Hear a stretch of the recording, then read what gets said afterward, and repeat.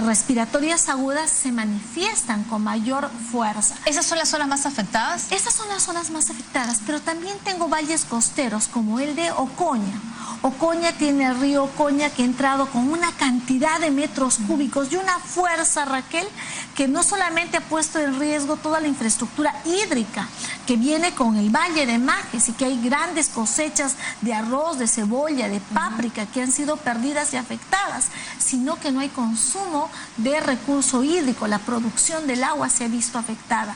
Entonces, estamos en emergencia en Arequipa. No podemos decir que en las condiciones del norte a quien expresamos nuestra solidaridad, sino que estas regiones también van a verse afectadas. ¿Qué pasa? El pobre es más pobre. ¿Y por qué? Porque no hay un seguro agrario, no tenemos un banco agrario, estamos expensas de que si llueve mucho inundación o si hay sequía, que también genera un nivel de emergencia. ¿Cuántas tierras agrícolas se han visto afectadas? Yo lo que tengo en manos, esa consolidación es importante y tiene que hacerse más adelante, pero yo lo que tengo en manos son 60 códigos SNIP que han sido gestionados con motivo de la emergencia. Y lamentablemente debo decir de que el gobierno regional de Arequipa, que es la autoridad competente, ha ejecutado solo a un informe de 17.8%. 17.8%. Entonces, esta es una responsabilidad compartida entre el gobierno nacional y los gobiernos subnacionales. A veces no entendemos en el país de que hay niveles, Raquel, de responsabilidad. Por un lado, el presidente de la República es responsable, sí, con los ministros que no trabajaron prevención, pero tan responsables son igual los gobernadores regionales que no trabajaron con sus consejeros y sus gerentes regionales en cultura de prevención. No sé, miren, esta emergencia, lo comentábamos con otros parlamentarios, nos ha demostrado que se ha invertido poco o mal en lo que es prevención. Cuando escuchamos a los pobladores, sí, que al alcalde le pedimos que haga un enrocado, le pedimos una canaleta, qué sé yo, le pidieron 1000 cosas y no les hicieron caso. Entonces uno dice, ¿qué pasó? ¿Qué pasó con las autoridades locales? ¿Se durmieron? ¿Se confiaron? ¿Qué es lo que pasó con el sistema? Hay que rescatar también el principio de autoridad, porque la ciudadanía, hoy todos nos llenamos la boca hablando de prevención, pero ¿qué pasa con el ciudadano que va y hace su casa en una torrentera? Hay una necesidad insatisfecha de vivienda, ciertamente, Raquel. Hay una necesidad, pero uno no puede ponerse en riesgo a sí mismo y a otros por hacer una edificación precaria.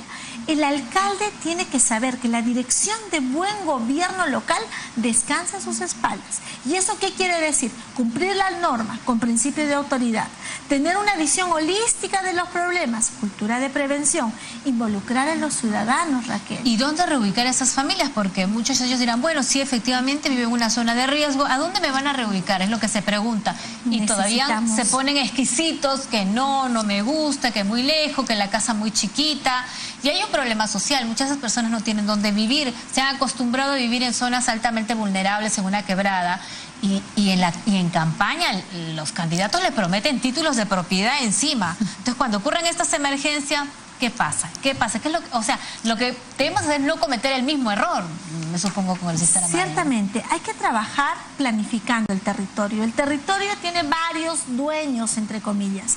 Los terrenos que son adjudicados a los gobiernos locales, a los gobiernos regionales, aquellos que son utilizados y adjudicados por entes más grandes, ¿no es cierto? Yo lo que quiero decir es que tenemos que zonificar.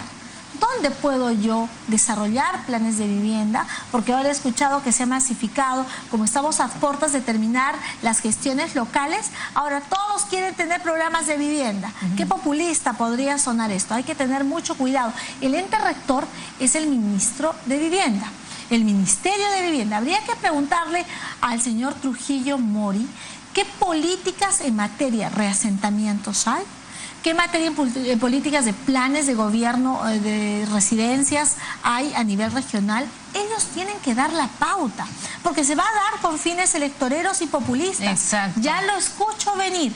Hay que tener cuidado en ese sentido. Y yo quiero comentar finalmente de que a inicios de mi gestión parlamentaria presenté un proyecto de ley que debe estar añejándose en alguna comisión y que decía que toda aquella persona que quiera ser candidato tiene que presentar, así como tenemos un plan de gobierno, un plan de gestión de riesgos. Es importante que quien quiera hacer... yo creo que ese plan de gestión de riesgos, hay que hacer un después de lo que ha pasado, es una exigencia, es una obligación.